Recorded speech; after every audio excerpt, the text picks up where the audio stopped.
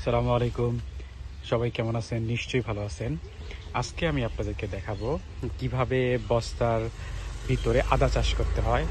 আসলে এটা আমার প্রথম এবং সবচেয়ে গুরুত্বপূর্ণ প্ল্যান। আমি বাড়িতে আসার পরে এটা প্রথম করেছি এবং এটাতে যেটা হলো যে আমার ছোট ভাই মূলত উদ্যোক্তা, বাট আমি তার সাথে এটাকে দেখলাম যে কিভাবে আসলে করা যায়, আসলে এটা কি লাভজনক কিনা এবং এতে আসলে কোনো এনভায়রনমেন্টাল কোনো ইম্প্যাক্ট আছে কিনা সেগুলো দেখার জন্য, এবং এটা ক্লাইমেট রেজিলিয়েন্ট কিনা সেটার জন্য আসলে মূলত এই বাগানটা আমার করা। দেখেন যে আমরা আসলে বস্তায় মূলত এই আদা চাষটা শুরু করি 15 থেকে 20-25 দিন, প্রায় 1 মাস একটু বেশি হবে আগে। এখন দেখেন এটা, দেখেন যে মোটামুটি আমি কি বলবো, যে দেখেন 6-7 কোয়া থেকে গাছ থেকে ইভেন 15-20টা গাছও হয়েছে এক একটা জায়গাতে। আমরা একটা মূলত আমরা একটা বস্তায়, দেখেন আমরা একটা বস্তায় 3টা আদা দিয়েছি, নর্মালি 2টা দিলেও হয়, আমরা দিছি 3টা করে। দেখেন এখান থেকে কতগুলো গাছ বেরিয়েছে।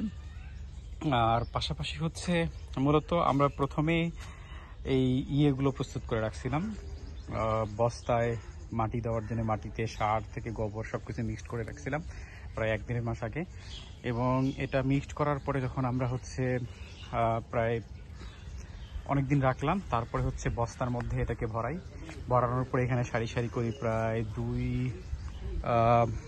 2 দিন ধরে আমি এবং অনেক ছোট বাচ্চাটা আছে, আমার ছোট ভাই আছে, সবাই মিলে। এরপরে যখন এটা এখানে সারি সারি করার পরে 15 থেকে 20 দিনের মাথায় আমরা আদাগুলো লাগাই, এবং এই আদাগুলো লাগানোর পর থেকে এখন পর্যন্ত কোনো কিছু আমরা দেই নাই। মোটামুটি শুধুমাত্রই আদা লাগানোর সময় তার আগে যে একটু পটাশ দিয়েছিলাম সামান্যই, এটুকুই ছিল, আর কিছু ছিল না, এবং ওই পর থেকে আর কিছু তেমন দেওয়া হয়নি। এবং আজকে দেখেন যে এই টোটাল আমাদের এটাকে যদি বলি যে ক্লাইমেট সহনশীল আদা চাষ এবং বস্তায় আদা চাষ। যেসব এলাকায় আসলে জমির পরিমাণ কম, অথবা যেসব এলাকায় পানিতে অনেক সময় জমি পানির নিচে থাকে, সেই সব এলাকায় এইটা একটা উপযুক্ত টেকনোলজি হতে পারে যে বস্তায় চাষ। এবং যেই সব এলাকায় আবার ধরেন আপনার জায়গা অনেক কম আছে, বিশেষ করে যেসব এলাকায় একেবারে অল্প জায়গা আছে, বড় বড় জায়গা নেই তাদের, সেই সব এলাকায় কিন্তু এই টেকনোলজিটা ইউজ করা যেতে পারে। এবং কেউ যদি মনে করেন সিম্পল 1-2টা বস্তা তারা কিনেই সেই বস্তার মধ্যেই আদাটা লাগাইতে পারেন, এবং এটা কিন্তু সহজেই অনেক বেশি প্রোডাক্টিভ, এবং আপনার ধরেন পরিবারের চাহিদা মেটাইতে পারে, এবং আপনি চাইলে এটাকে বিক্রিও করে মার্কেট থেকে টাকা ইনকাম করতে পারেন। তো এটা আমার এখনো আমাদের এই আদাগুলোর বয়স প্রায় 35 থেকে 36 দিন। দেখা যাক আসলে কি হয়, আপনাদেরকে ফাইনালি দেখাবো। বাট এখন পর্যন্ত রেজাল্ট খুবই ভালো, যে বস্তায় আমরা যেটা করছি, আশা রাখি যে আমাদের যে কস্ট হয়েছে এবং তার থেকে বেনিফিট ভালোই হবে আশা রাখি, এই আর কি।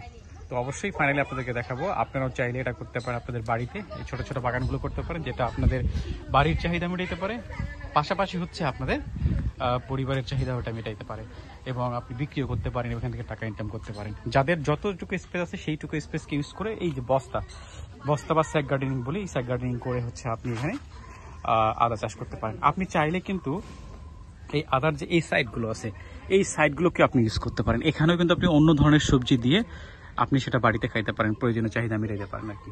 তো এই হলো অবস্থা। অবশ্যই আপনারা চেষ্টা করবেন, এবং আমরা ফাইনালি আমাদের প্রোডাকশনটা কেমন হয় সেটা আপনাদেরকে দেখাবো আর কি। সাথে থাকবেন। আল্লাহ হাফেজ।